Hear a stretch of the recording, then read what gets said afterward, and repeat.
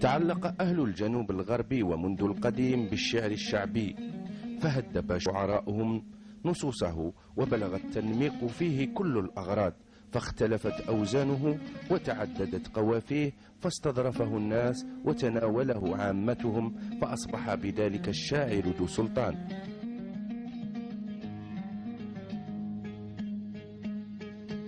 الشيخ أحمد كرومي من بين هؤلاء، يعرف بغزارة شعره وتأصله، فهو فحل من فحول الشعر الشعبي بالمنطقة، ينتمي إلى الجيل الذي أصبح يعرف بهمزة الوصل بين البداوة والحضر في الثقافة الشعبية وخصوصا في الشعر الشعبي، متفتح طيب المزاج مرح يتعلق به كل من اقترب منه، محب للخلوة والابتعاد عن الناس، كلما جادت عليه قريحته بقول الكلام الموزون المقفى. معجم شعر الشيخ أحمد عتيق وعميق، ينهال منه دون عناء، يميل في حياته إلى البساطة المرتبطة بحياة البداوة المحملة بكثير من معالم التراث الشعبي.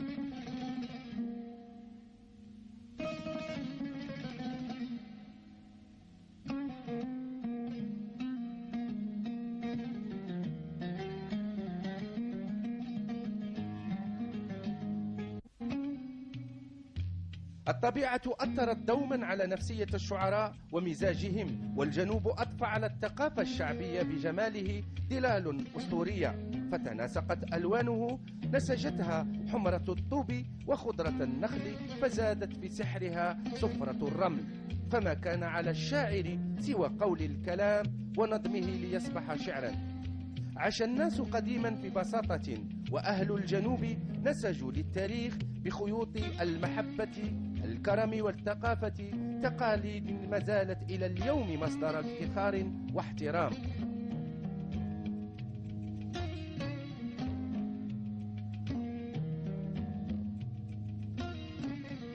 وكان الشاعر هو المبدع والملهم، فقرب بشعره المسافات الفاصلة بين القبائل والمناطق، ومن حوله قاوم الناس كل الغزاة.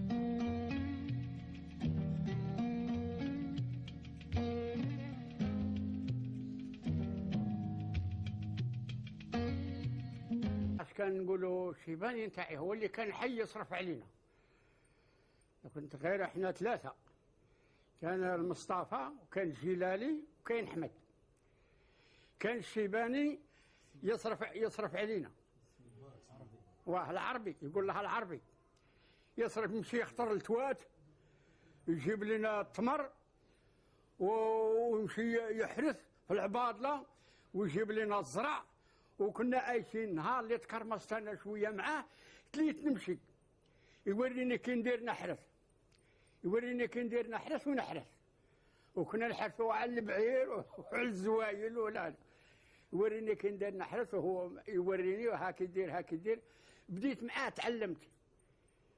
تعلمت في هذاك الفلاح. ها كان ما كنا مخصوصين، كنا نجيبوا التمر وعندنا الزرع وعندنا بعير مخليين جمال، منا نخطروا الواد الساوره ندو هذيك الزريعه نبدلوها، كاين نبدلوا عبار نتاع زرع بجوج ثلاثه تمر، ونعمروا غرايرنا وجو جايين عايشين.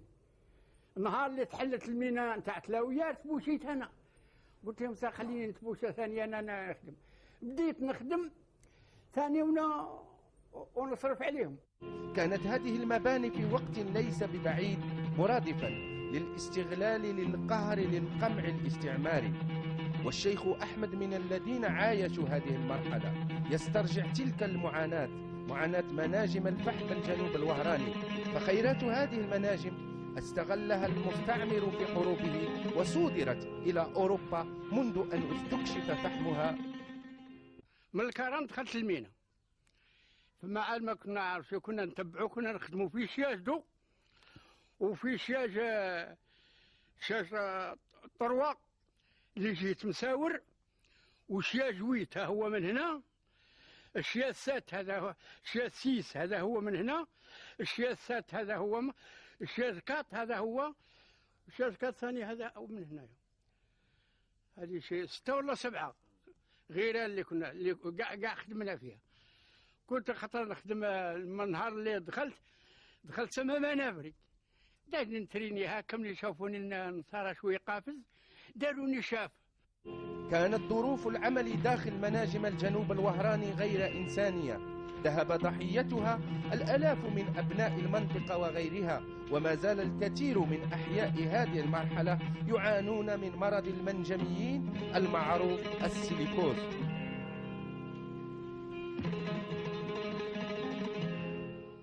أنا بديت قول مول 14 عام بديت نشعر على سبب نقولوا غيظ نتاع واحد المرأة طفلة كنت طالبها وقلح لي القايد.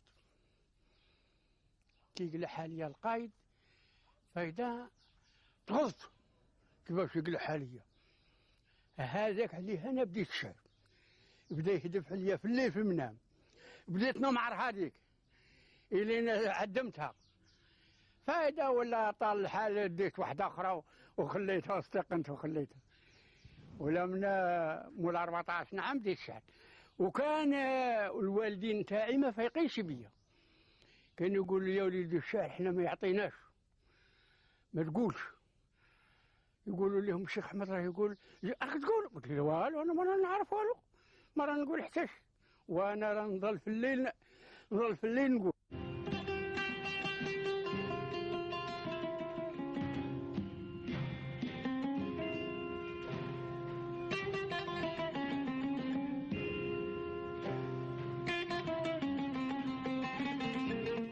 الحاج احمد بوانا با وخوتي كاعهم مجموعين معايا هنا ونحترموه، مازال نحترموه من بكري حتى لدروك نحترموه كأب ودايرينو صاحب. كيما انا درك انا الكبير في خوتي، هذا با وصاحبي، هو يقول لي كيقول له سره وانا نقول له سري، واي حاجه نبغي نديرها انا ولا خوتي لازم نشاوروا بوانا ونتراياو على هذه الحاجه. منين يعطينا هو الموافقه ذاك القيس يقول له راه دعوه الخير تزيد تسهل لنا في الامر هذا اللي غادي نرفدوه. عندما يعني يكون مع جماعه لا تعرفني، عندما نقول على ابن الشاعر كروم احمد يعني يعطوني قيمه، يعني بفضله هو يدينا قيمه.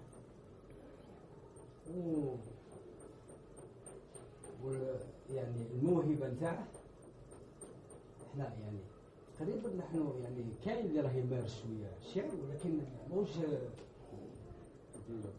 يعني مش القصد، ولكن احنا يعني الموهبه تقلبت من الشعر الى رياضه، يعني يصبحوا كل الاخوه حتى الابناء نتاعنا يعني رياضيين. هذا يعني شيء موهبه. شاكي من بعد الزايخات نشكي ضر دخلاني، ويا بن سيدي بيا اثنين منهم قلبي ما راح، وحليمه والزهر ندلو حرم قاعد تصيح.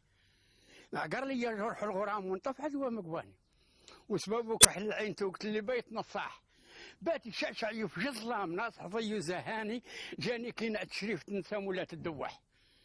حليمه تاج البارزات لي البوشيش مكاني، ومدربي طلقاته على صدرها برويح فاح، كحل مطبوع على ابيض ناس حريص ظلماني، من جهه قيدي يقرح فبين قطب، وزهو بلا الريان ما بغيت ولا زهاني، اللي يمني بليه بالغرام يعمر الاشباح، الطرش على المحنى مشاو للساحل يا تمحاني، منا نطحون نوار طلع فالبوها سراح، برك السلامي واش قال بيكم بولشيش مكاني، بيكم ذو الطفل اللي سبات كاع عقول جياح، طفله زينه متحرفات زاهي من كل الوان، هاد العذراويه تلف القاري في الالواح، مشوم الزنداجات حانطابط بوعو ديواني، هما وياه تقابلوا عليها بيزان قباح، باطن نقارينين والكلام على كل معاني، ميلوعات مع والعين شربوا من كل رياح، من لا يعرف معنى الكلام فيهم ضيع شكراني، فصالي المعنى ويعرف الحرف على من راح.